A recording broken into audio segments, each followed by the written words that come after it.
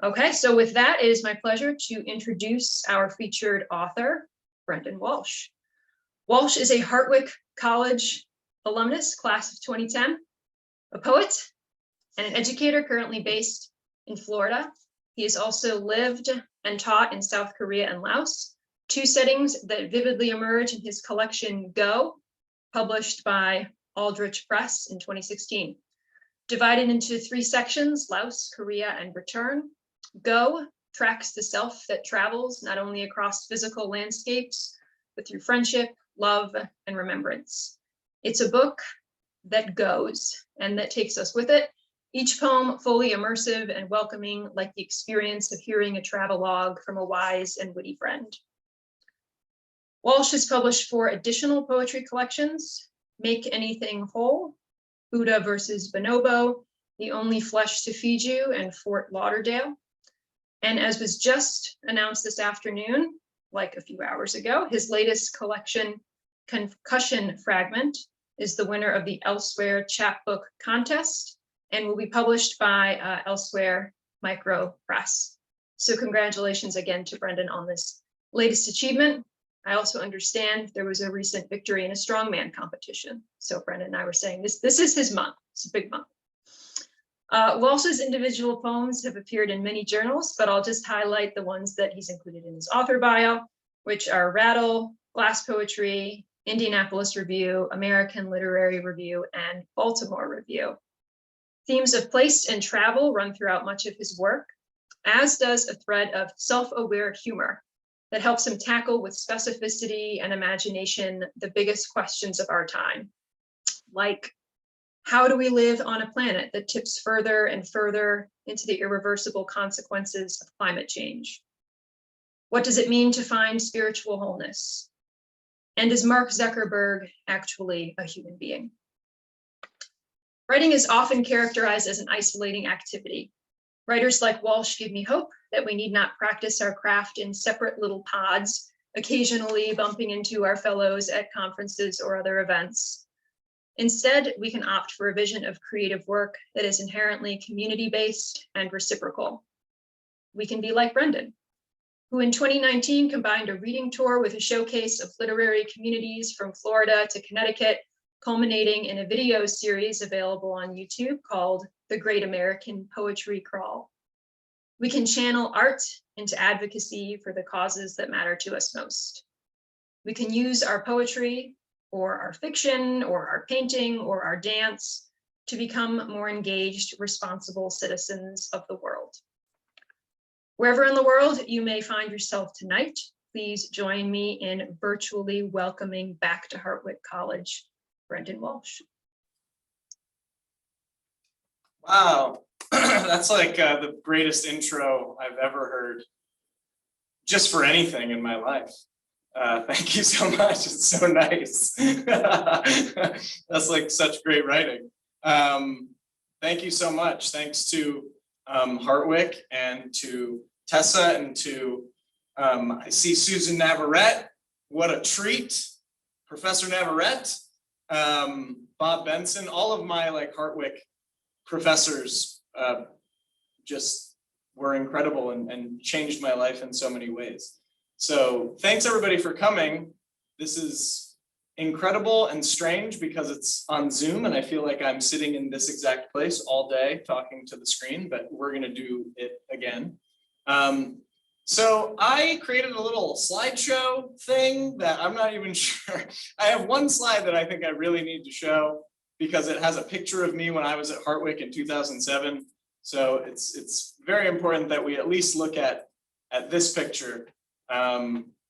This is me in Oneonta, New York in 2007, and I have some notes on me. Here I am. I had a signature dress style, which was baggy clothes, big sweaters, and a very disgusting baseball cap. Always trying to look very cool, always adjacent to a solo cup and exposed electrical wires. That was me in 2007, and obviously so much has changed. Now I'm writing and reading poems at the Visiting Writer Series. It's amazing. All right, so I'm going to start reading some poems. Once again, thanks everybody for coming. My first poem is based on a song by a hip hop artist named YBN Corday. The poem is called Broke as Fuck. The song too is called Broke as Fuck. Whoa, Daniel Kammer. Hey. All right, so here's a poem called Broke as Fuck after YBN Corday. Yours, of course, was more of a bohemian grad school, walk to class, chicken legs and peanut butter for one meal a day, no kids, no health care but money for books, fight with your roommate about the oil heater, 40 ounce and 4 Loko night out, no money for a chain lock so the one bike gets stolen from under the front porch, old Folgers and a brisk walk for breakfast, let your friend buy you lunch and promise you'll pay him back, but you both know you won't, kind of broke. It wasn't scary broke, worry but not too much broke, that someone can always bail you out if you really need it broke, struggling by some kind of choice broke, broke as fuck, but fuck is your mother telling you she'd never let you be homeless. You had a mother to visit you, bring leftovers. You had food and heat, clothes and a degree, light at the end of the tunnel broke, privileged broke, joke broke, not broke as a joke because your brokenness was illusion. The people in the unit next door shared a car and 3 kids, 4 jobs, those early winter mornings, scraping the windshield to cut through blue dusk, load boxes onto trucks for a wage that slipped through the fingers once it docked in their pockets' shallow graves before your broke ass woke up.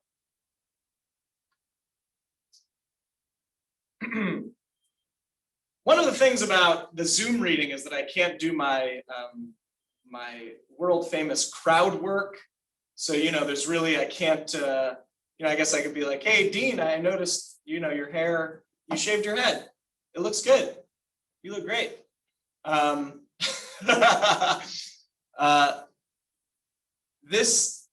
The rest of these poems have all been written in the past year. So all of these are like pandemic poems. Some of them are directly related to the pandemic, but most of them are just pandemic adjacent because that's our lives now. So this is a poem, it's a haibun. So it is a prose poem that ends in a haiku. And it's called Last Summer. Last summer. June, I thatched a hammock from pothos clippings, quarantine mad and lonely as I was, with another lover gone, spurned by churning layoffs and corporate shifts across the country. I slung the green vines between a power line and the proud mango tree across the street. The neighbors expressed interest, then concern, then threatened to call the police, and finally, once they'd been ignored thoroughly, they retreated to watch replays of old baseball games. I swung there, 20 feet above the earth, tethered to the earth, and named each bird that flew over: Jim, Craig, Melissa, Sam, Pam, Justin. When you meet things as they leave, you long for them differently, mostly as a dead possibility. Then they are gone. In one of those rainy season storms, the hammock crumbled and I fell out into July, just as the wavy sun rose over Hollywood Beach. I built a sandcastle, reinforced with discarded water bottles and cigarette filters. A sweet family of piping plovers sprinted inside, past the moat, and we shared a meal of sand fleas. There we slept until August, when another storm washed us to sea, onto an abandoned cruise liner. I scavenged butter rations and life jacket foam. Close to the shore, the ship barely rocked, monstrous mattress lazing in the sea.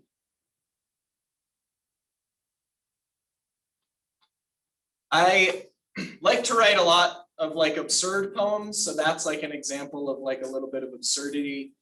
I think it's important I used to be so obsessed with telling things exactly as they were. And part of, my education at Hartwick and my MFA afterwards was this, like, you're allowed to be free. You're allowed to write whatever you want. And if you're allowed to write whatever you want, why wouldn't you invent a world where you like live with a bunch of little birds in a sandcastle? Like, why wouldn't you do that? And I think that's true for our imaginations too. Like, we're allowed to do that. We don't have to be so stuck to this idea of reality.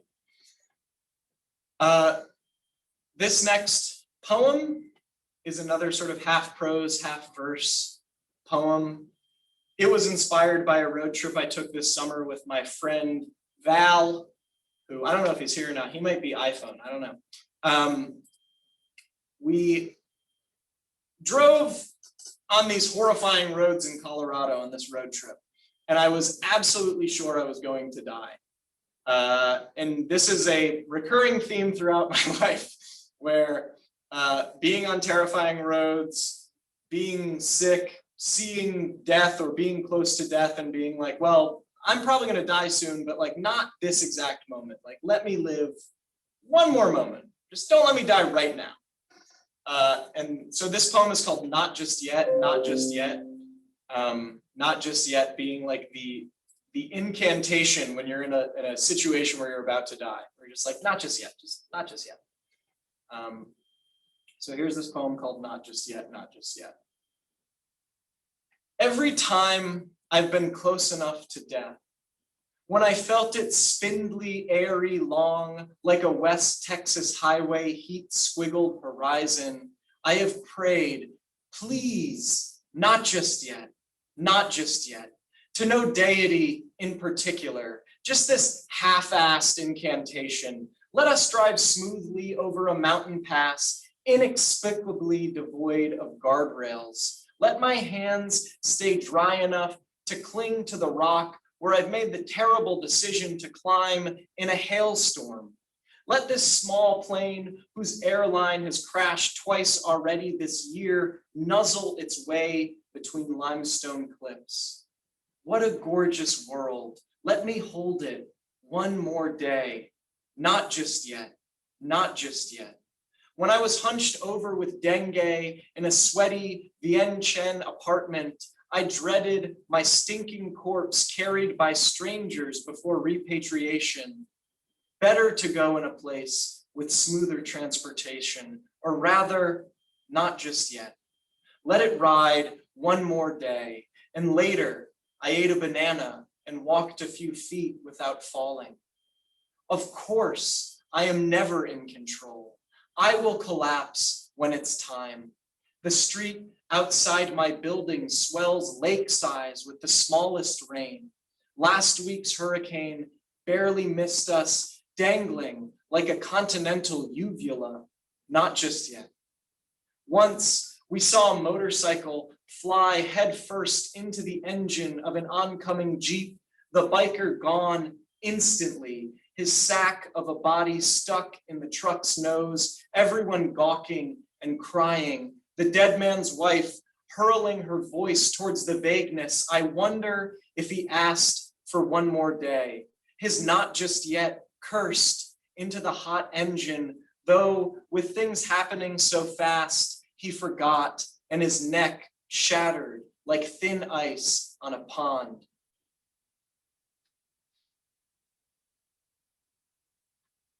Little death poem there, lighten things up. Yeah, I had like sort of a big death writing, because I think that's what writers do. We've been artists in general. We want to like confront death and talk about death and write about death. And I did that for like 2 years. I was actually just before I got on this call, I was looking at, I have like entire manuscripts of things that I just don't even look at anymore because I'm like, I write a lot. And so many of them are about dying. And I think that obsession with death is okay, but I also think this month I'm doing Tupelo Press 30 for 30, so I'm writing 30 poems in 30 days. And I'm trying to write more about reverence and acknowledging the beautiful things, the weird things in this world, although death always tends to creep in. This is one of those poems that I've written in the past month. It's a poem for a bird. I like to write to birds and for birds because birds are, we love birds. This is a poem called God 12, Poem for the Parasitic Jager, which is a kind of bird called the parasitic jager, which is a rude name for a bird, I think. God 12. We kind of screwed you with this name. Sorry. If it's any consolation, it'll be millions of years till you're evolved enough to comprehend human language. By then, you'll probably be extinct. No harm done. Your other name, Arctic squaw, stings less. You're parasitic because you steal food from the mouths of other birds. Tactics we understand well. Our lives are built on theft. We took rivers, grabbed land, ripped fish from sea, stole freedom, stole the dodo's existence with Portuguese muskets. We killed off entire generations of our own in wars based on the concept of theft. We did you dirty, parasitic jager. Classic example of the parasite calling the parasite a parasite. Steal it all, my friend, whatever you can fit in your bladed black beak. And just for a little reference here, this is the parasitic jager. There it is, cute little bird. Nothing too offensive. Just a little cute little bird. I find it cliche that I'm so obsessed with writing about birds. It's like such a poet thing to do, but how can you not? They're great.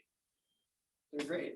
And in Florida, we have the best, just like the absolute best birds.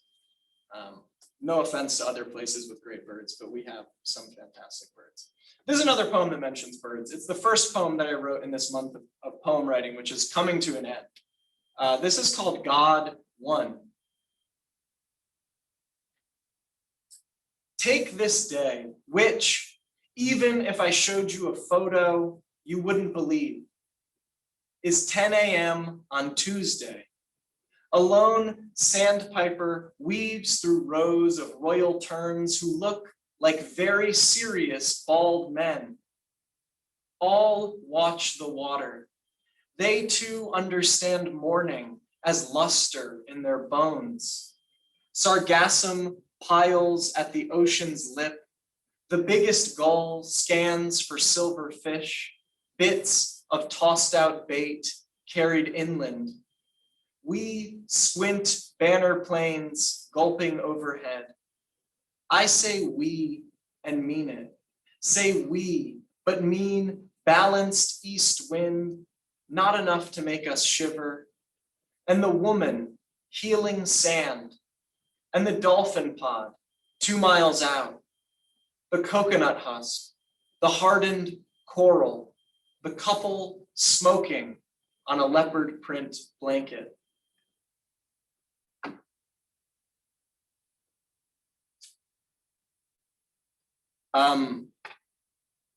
Yeah, that's about a time I was at the beach on a Tuesday because I took a mental health day, and it's important. We should all be doing more of that. This next one is kind of a drastic change in tone. This is a poem. I mean, if I was in a crowd, I could really get the crowd pumped up. I'd be like, who here likes Spirit Airlines? Who loves Spirit Airlines? And everyone's like, woo, whoop, whoop. Nope, Dan Cameron hates Spirit. Susan Navarrete likes Spirit Airlines. My parents like Spirit Airlines. Actually, I know nothing about them, truthfully. I just wanted to reinforce you, really. No, they're the Antichrist of airlines. Is what. I agree with Cameron. Oh man! Hey. You guys are haters. Well, this poem is about Spirit Airlines. I love Spirit Airlines, but I love them more as like a statement. I love it because it gets people fired up about Spirit Airlines. And I just travel with a backpack, so I never have to pay any extra fees. It's great. This is a poem that was published in this magazine, Limp Wrist, and the editor, Dustin, really absolutely loves this poem. So I love it too. This is called Ode to Spirit Airlines. You golden proletariat missile, you penny pinching, carry on measuring sky chariot. I sit in you and contemplate mortality. Most people hate but tolerate you. You've taken me to Panama at 3 a.m. for $100 in a randomly selected middle seat. They say you gouge them. I say pack less shit. You say the sky's too heavy already. They don't need 3 pairs of shoes for a weekend in Nashville. I say I love you. It feels so good to say I love you. It feels right to eat your humidity and jet exhaust each time we land in Fort Lauderdale. You have no first class. We are all one class. We're all kind of poor or stingy, except for the first row of extra legroom bourgeois fucks. You cram us in and demand our closeness. You deny us little bottles of water and scraps of chips, and we thank you. We know we can live leaner. We, the hardened mass of workers cutting clouds in your yellow belly, you give us nothing but gray chair and palm-sized tray tables. You don't pretend that we are special. You tell us we are stinking apes strapped to seats in the stratosphere, and isn't that enough? That's my, I convinced you, didn't I, Cameron? I convinced you. I don't think I convinced Steph, but you know. Absolutely not. I can't. Come on, man. I do appreciate you making fun of first class, though. Obviously. Thank you, Steph. Thank you. Thank you. That's why you're my brother. Yeah. So that's my Spirit Airlines poem. This next one is inspired by Florida again, Florida nature specifically. I remember when I was at Hartwick, Carol Frost always talked about this place called Cedar Key in Florida, which is on the northwest coast of Florida. It's very far from me. It's like a six-hour drive or something like that.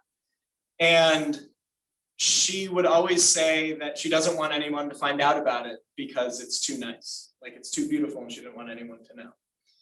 And I had some time this past summer where I wanted to go on a road trip. And so I went to Cedar Key finally.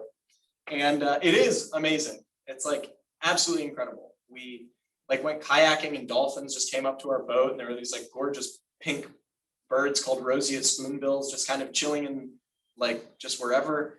So it was amazing. So I understand why Carol didn't want anyone to go there because it is too nice. And if tourists like find out about it, they'll ruin it. And I was one of those tourists. There's this place called Shell Mound near Cedar Key, which is this indigenous burial site, essentially, where this group of indigenous people left behind piles of shells, which were used for like various things in their society. And that's like kind of the only remnants that we have of this society are these like piles and piles of shells, like vast, vast piles of shells. So I reference that in this poem. Is a poem called Cedar Key. Roseate spoonbills, hot pink in the live oak, across the salt pond, fly out with the tides. So pronounced, such flamboyant, high-low swings, the fish jump constantly towards sun. The no-see-ums eat us up tonight as we dismantle clams. Our fingers oiled and garlicked, everything must feed. The dolphins in the bay who barely touch our kayak with their cartoonish snouts hunt fish differently than other dolphins. They've constructed distinct divisions of labor to secure meals for every mouth. This is their culture. This is who they are. We forget that culture is a human word for universal animal behavior. Like how the spoonbills on Cedar Key prefer some small marsh minnows unavailable further west or south. Or how I've cooked this steak for us, and you knew the farmer, maybe even knew the cow. We name every bite of food, we name birds and forget kinds of fish except the few we like to eat. Imagine Shell Mound, just east of here, without thousands of years of discarded shells left by the killed off indigenous people. Their civilization defined by clam and oyster, and we know nothing of what they called themselves or who they loved. And now white people come to study their trash and theorize about extinction. What will we leave behind in this place? Not bottles or plastic bags, not these scraps which are trucked off island to a regional landfill. How quiet it will be once we're gone. Oh, thank God. This noiseless world, these miles of tidal swamp, fish jump, and bird honk, an unnamed song, the gulf growing rich with emptiness.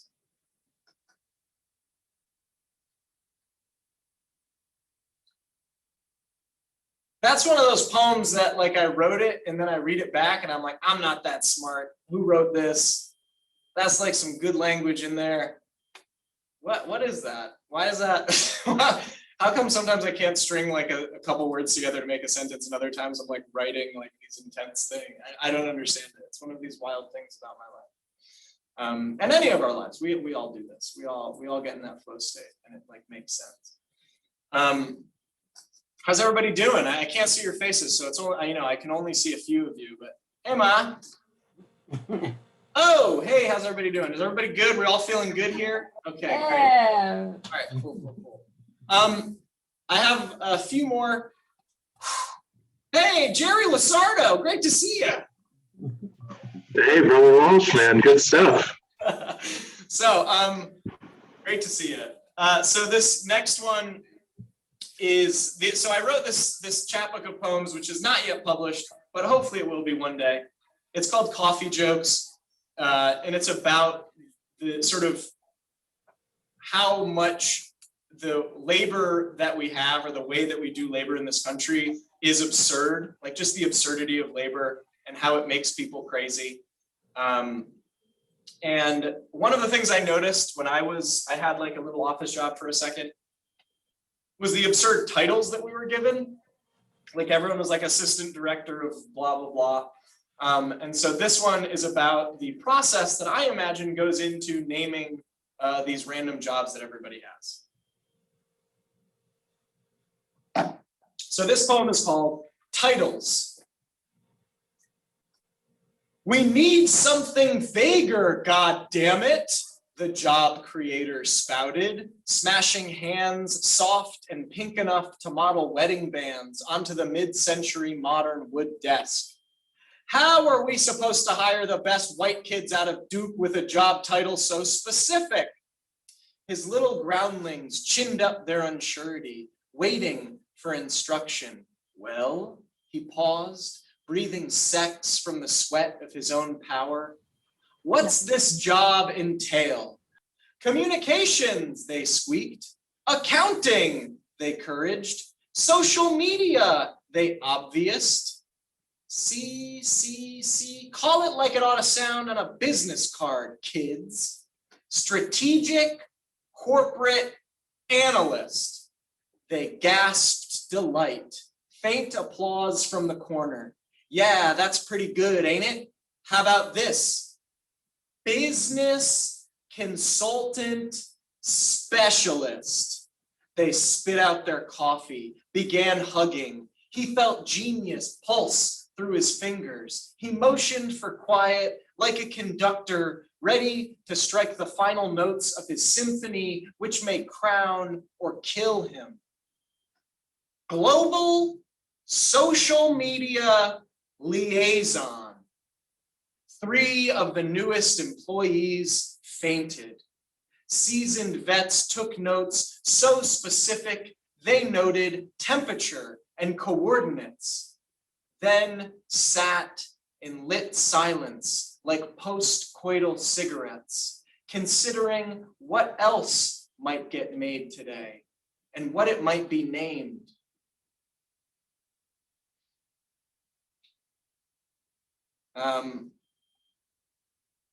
That's the title's poem. The last time I read that, I had some friends in the audience who all had jobs that sounded exactly like that job, those jobs that I made up in that thing. All right, this next one is from that same chapbook. It's called Strike, and it's about the same thing, the absurdity of labor and the fear that there's always repercussions for asking for a little bit, especially with the strike going on in Alabama right now at the Amazon distribution center.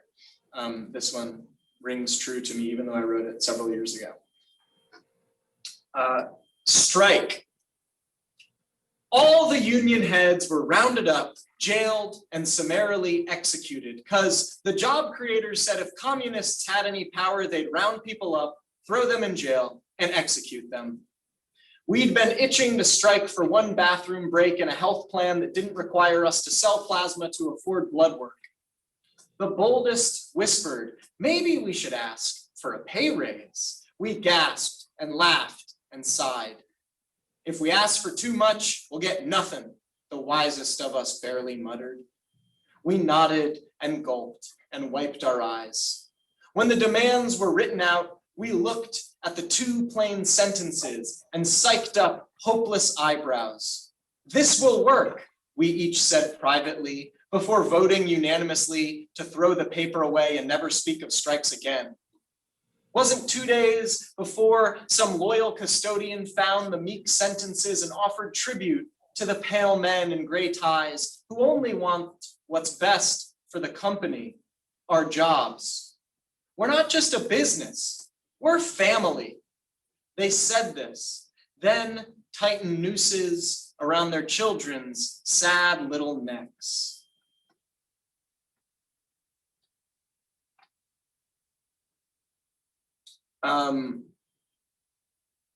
Couple more. Looks like we got a little time. Everyone feeling okay?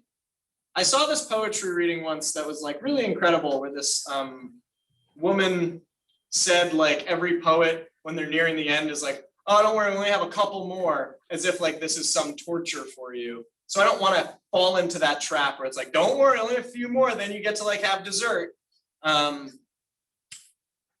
I hope you're enjoying it. I'm enjoying this. This is great. I'm having too much fun.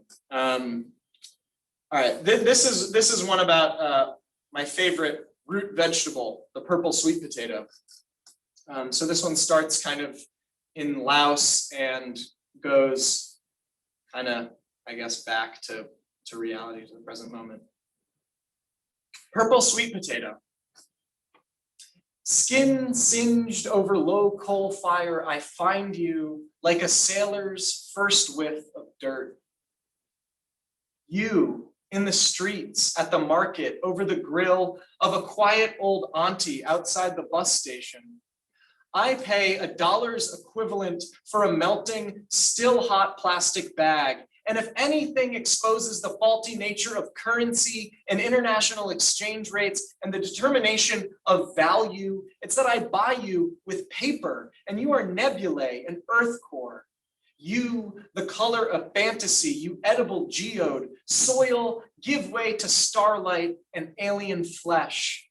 When I see you, I forget about death. Is that strange? I forget the ground you came from, the ground I'll return to. I think maybe if you came from it, death is not real. It must turn roots to violet cosmos. How else to explain your blooming in my hand, your sugar in my blood. I guess what I mean to say is that last week, when I cooked you like the aunties used to in Vientiane, all low, slow, and ash, I was sad, nearly crying for the world's monotonous march towards destruction and all the friends lost to time and circumstance. Then I peeled your tan brown back to magnificent purple, and I gasped. I honestly lost breath.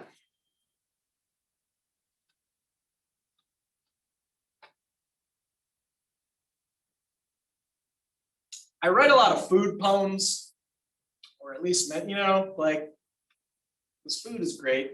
Food is dope. I think I get this from all the great poets that I have read, but I remember, referencing Hartwick once again. Once Carol Frost brought like a bunch of canned oysters into class and made us eat the canned oysters and write a poem about them. I don't know if that was like just one day she randomly had that thought, or if that was like a consistent thing throughout her pedagogy, but it was interesting and I remember it. So this one is kind of based on Epicurus, who was a Greek philosopher. So we all know like Epicurus, we all like have this understanding of that relating to food at all.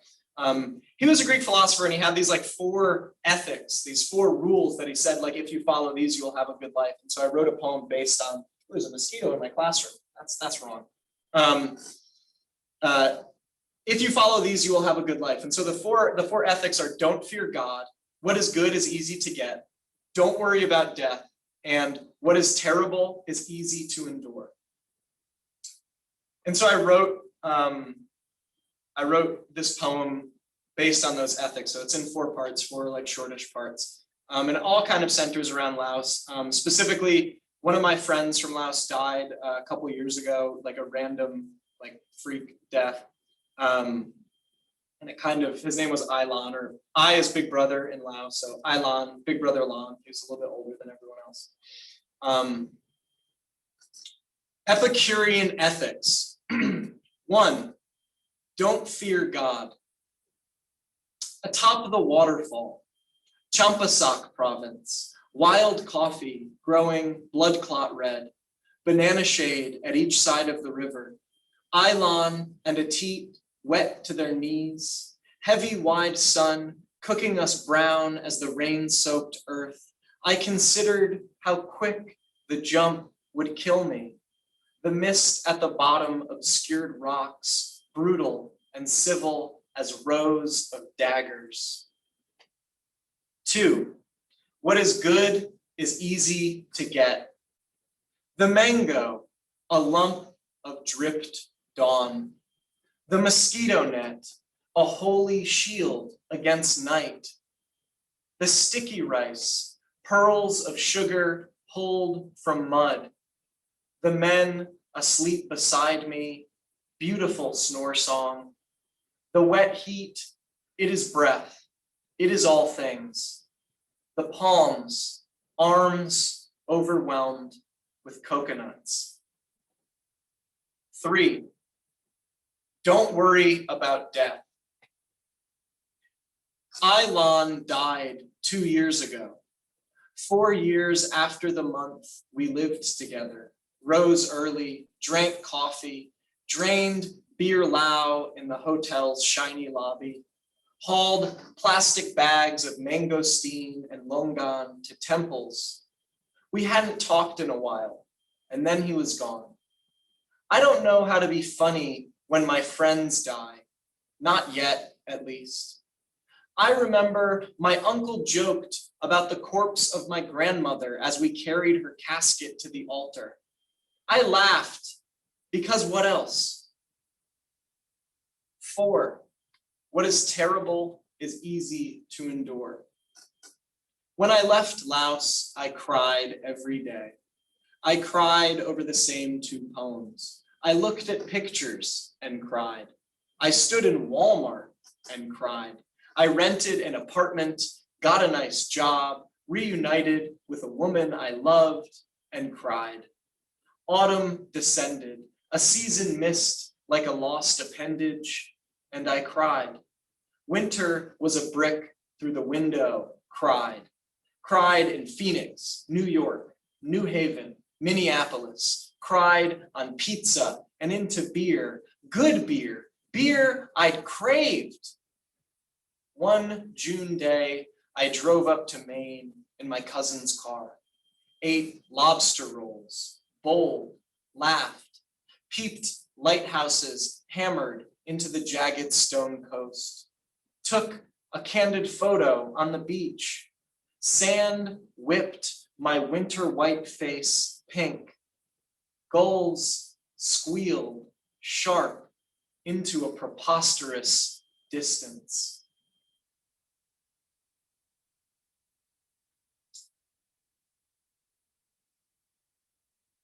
All right. One more or two more? What do you guys think? Dose. Okay. Oh, we're getting a lot of twos. Nice. Oh, Great to see. The Dose. Let's go. Mama. Thank you, Hermano. Thank you. All right, I'll read. So these next are two animal poems. One was recently published in the Southern Review or something. It's about foxes, and then the last one is called "With Goats," which is a poem I really love that won me an award last year. So I'm also very proud of it. All right. This one is called The Fox, the Fox, the Fox. Crackling fall night, dark as a closed mouth. We make fire, drink stolen beers. The woods breathe, yes, breathe on our pale necks. From the deep, sick forest, the strained bark, like a woman calling for help, my friend says. Again, it bellows from the riverbed or the creek, bangs between pines and the largest oaks, like a kid crying, like a movie dinosaur. We'd seen them in the silver mornings, their red flamboyant upon the grass. Our moms counted them because that is what moms do. But tonight, this horror rising from their soft faces, those scavenger tongues and teeth, the fox, the fox, the fox screams, and we cower in the air, which grows wide and heavy and still.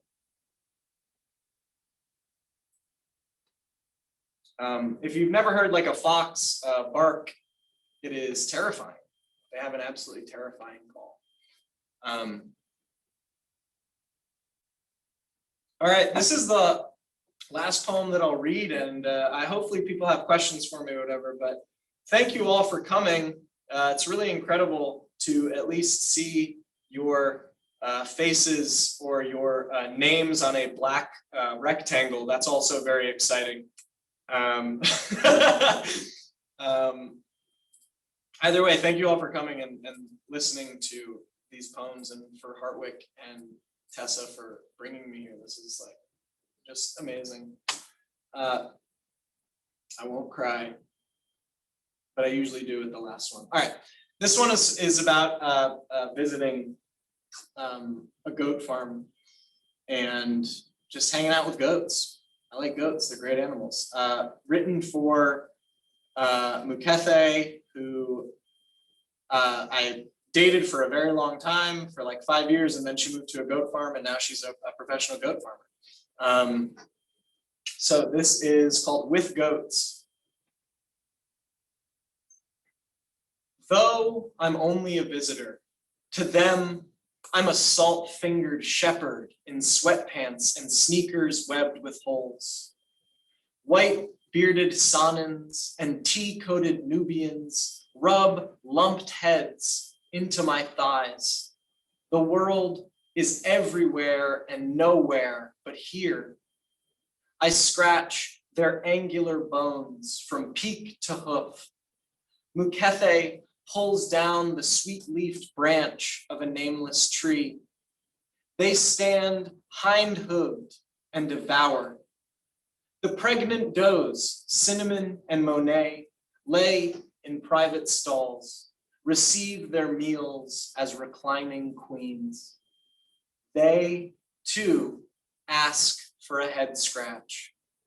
I forget that things are crashing down around us. Today, I'm sure, some fresh contribution to Armageddon, more casual theft of Earth's goodness. There's so much strength in not knowing, in giving simple pleasure the surrender it deserves, in living here, not hiding here, where sunlight flexes fully on the far fields. The bucks fill their beards with the stink of themselves. They bleat for our hands, our truest gifts, and we make way for their pasture. Thank you all so much. It's been a pleasure. I can't believe that already happened. What's up with that? Thank you all so much. Hopefully y'all have some questions for me because I don't want to stop talking. All right.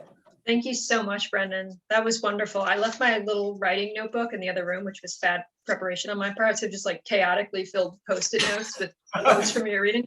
I'll figure that out later. Thank you so much. So yeah, I've opened the chat. So if folks have questions that they'd like to put in there, or if you just kind of want to wave and unmute yourself, feel free. Does anybody have a question for Brendan? I actually have a question. Hi, I'm Sarah. I'm a freshman here at Hartwick, and I was just wondering, like, what got you into poetry? Because I'm actually interested in it myself. Yeah, so, well, I mean, pre-Hartwick, I was always kind of writing stuff and dabbling. I was really into language. I was a theater kid, so I was all about Shakespeare, and I loved words, I loved language. When I went to Hartwick, I took my first semester a class called Rebel Poets with Carol Frost, who was a professor at Hartwick when I was there. And Carol got me into it. We read Allen Ginsberg. And so of course, you know, I loved Allen Ginsberg because there was like swearing and sex and stuff. And and from there, I just kind of took off. I took classes with Bob and some amazing lit classes with Professor Navarrete and Professor Not plural, only one. I went back and looked. But only one? Yeah. Oh, well, it felt like so many wonderful classes. And so is your question more about like getting into like publishing and stuff, or just like No, I mean just like how you got into it. I was just wondering. Yeah, so it was just reading. It was honestly great teachers. Great teachers, and then I bought anthologies for classes, and I kept those anthologies. I still have them. The more that you read, the more you'll be inspired to write like the people that you read, and you'll find yourself kind of imitating them at first, but then your style will blend if you stick with it. I mean, focus on the images. Focus on the images that you see every day. If you're in Oneonta, you're going to see like a lot of beautiful stuff. Brendan, don't forget the way you put the theater and poetry together as a senior when you did that show with Heather Quarles and oh, of course, who else was there? Yeah, the Friedman thing. Yeah, that was amazing. Yeah. Of course, you know, Bob. You know, I had Bob as my thesis advisor. Well, I signed the paper, but you did the work. Jordan asked, what's your writing process when it comes to writing a piece? I try to write every morning, like super early. I wake up at 4:50. I'm not saying you have to do that, but I wake up at 4:50, I drink my coffee, and I try to write like undisturbed for like a small amount of time. 15 minutes. If it's feeling good, I'll extend that till I finish a piece. This past month, I've been writing a poem every day, so I wake up super early and I write that poem. Write first, then worry about revision. It will probably not come out perfectly. If it does, then you're like a, you know, once in a generation talent. Yeah, wake up. If you like coffee, drink some coffee and just force yourself to write something. You can keep track of the images that you see. Write whenever you can. Morning works for me, but it doesn't have to be. Gerard just sent me a nice message. Thank you, Gerard. Thank you so much. Yeah, this was eye-opening for me. I really enjoyed this. Like, seriously, this was awesome. And a couple of your poems really, stood with me. And for someone that lives their whole life in an office now, I really enjoyed the one about corporate names, and the next one we touched upon value and exchange rates. I also work in an environment where I deal with a lot of international things, and it's just, I don't know, it's good to melt your brain like that. So thank you. Thank you, Gerard. Thank you. Really appreciate you coming. I just have a quick question. Was Bradley Fest one of your teachers, or? No.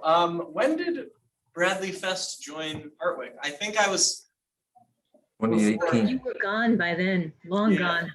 2018. long gone. Yep. Long gone. Damn, that's my teacher.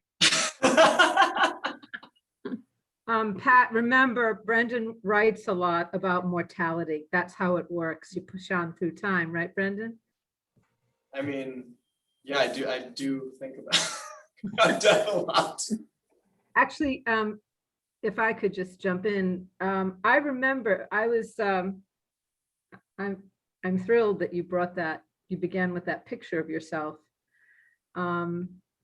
Because I've been trying to conjure you, right, since I guess since last spring when I knew you'd be speaking here. And as soon as you brought that picture up, you came vividly back to mind. Your character traits never really left, but that picture brought you vividly back to mind. And so here's an admission. I spent so much time being afraid of you because you looked so intense and brooding and glowering. And so to hear, your inner voice and contrast that with that sort of intensely, brooding face is sort of fascinating for me. I know too, during that time, you spent a semester at sea, didn't you? Yes, I did. And somebody's writing, I miss the repressed masculinity. Camera. Okay. So, what was that like in the context of, creation and writing and cerebral stuff? I think that the more I sort of am distanced from it, the more I have like really interesting sort of complicated views on it. But I still view it as like absolutely essential to me getting outside. I hate to use like cliche terms, but I was very much within like two separate bubbles in my life. I had my bubble of like friends from home in Connecticut, and I had my bubble that I had cultivated in Oneonta. But I really, that was it. Like, I don't remember, I think I didn't go on a plane between the ages of like 5 and 21. Like, I was completely like opposed to like doing anything. So that forced me to engage with the world. And now I cannot possibly imagine the life before that. Like, it's sort of like, yeah, like there's complicated feelings about like being like a privileged white kid sort of like gallivanting around the world and like all of the strange things that brings to mind. But at the same time, if I hadn't done that, then I wouldn't be focused on the things that I'm focused on now and like caring about like global social justice in the way that I do now. So, Okay. yeah. Yeah, that nails it for me, because I remember when you did that, I didn't know you well, but I remember thinking, whoa, I didn't know that was in him. So it's interesting that you would say that, in fact, that was fairly exotic for you. It was absolutely like a life altering, earth shattering sort of thing for me. And I'm so glad you're not scared of me anymore. Well, as I recall, we shared a stage in 2010. We did. I mean, I was scared of you, so. Okay, we'll do it now. We're a couple minutes before 8, so maybe if there's one more question for Brendan. I saw some folks have unmuted themselves, but I don't know who might have a question, who doesn't. Yeah, I have a quick question. Hey. What's up, player? As someone who works in the death care industry. I'm always interested when normal people accept their morality. What led you down this path? Talk to me. I mean, know what have led me I don't- down it. I'm sure you've accepted it more than I have, honestly. I think what you do specifically, for those of you that don't, like, you work in a funeral home, right? So, yeah, I mean, I think that there's still that distance that I think we're all a little bit scared to confront, which is like viewing of a body. Like, to view a body is still, like, even though I have viewed bodies of like my grandparents and stuff, still very shocking. And I don't know if I'm there yet. I think that I've confronted just the idea of death, but to view it day to day, I think you're still way, way beyond me in terms of like confronting mortality. It probably doesn't answer your question, but like, it is remarkable that you're able to do that, and that people do that. And I'm sure it creates a different level of consciousness, at least as far as like confronting death is concerned. Yeah, very much so. Every day you're just reminded to live your life because you don't know.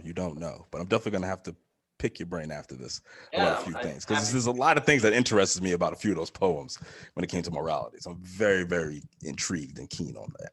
Awesome. Can't wait. I have another question.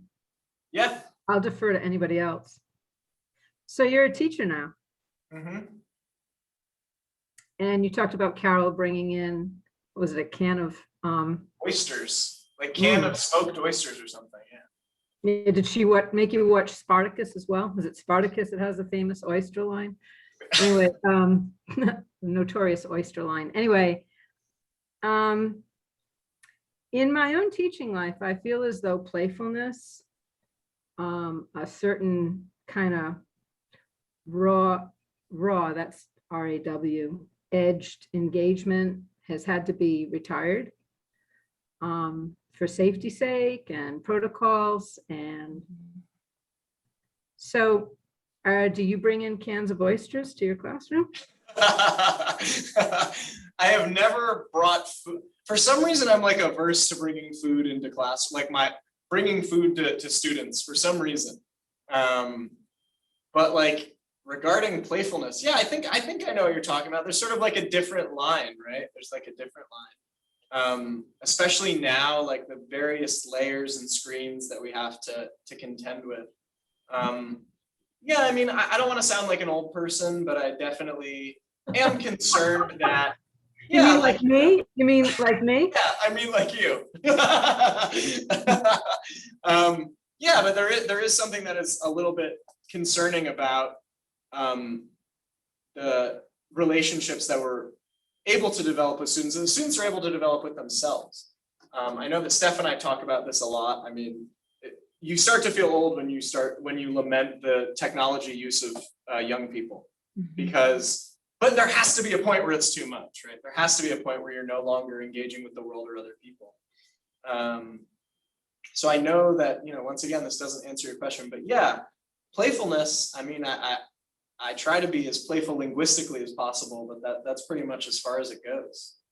And we do have Zoom polls. Well, you began too by talking about, trying to encourage people to think, really to enter an imaginative space. And I think those things can be related, whim, playfulness, not wholly unbridled imagination in class, but, certain engagement and an encouragement to, go to those creative, inventive spaces. Yeah, I think there's fear of failure and there's fear of risk taking, and I don't think I was as afraid of taking risks as a lot of young people that I teach, and I don't think it's their fault. I think it's a product of all the things that they've grown up with. But I certainly wasn't scared of failure. I failed all the time, and I think it was helpful. I mean, look at me. I'm world's strongest manatee. So. That's right. That's right, folks. Look at that. Look at that. That's right. I know. I wanted to ask about that, actually, about that whole thing, but Tessa says it's 8 o'clock. So. Well, I do know of a couple of things going on campus tonight. I know a couple of my students had to leave or were planning to leave after an hour. But I'm sorry, Brendan, I cut you off. Hey, it's all good. I was just being an idiot, so, you know. We're really glad to have you here tonight. Thank you so much. I know these kinds of readings are odd and yet wonderful opportunities to bring together people from all different areas of your life. So thank you so much to Brendan and to all of you for coming. I did drop in the chat links to 3 of Brendan's books. So if you're interested, you can click on those, save them to your browser before the chat closes. Really hope everybody has a great night. Stays healthy, happy, and please join us again on Wednesday, April 28th for our next reading by fantasy author C.L. Clark. Thank you so much, everybody. I really Thank appreciate you. it.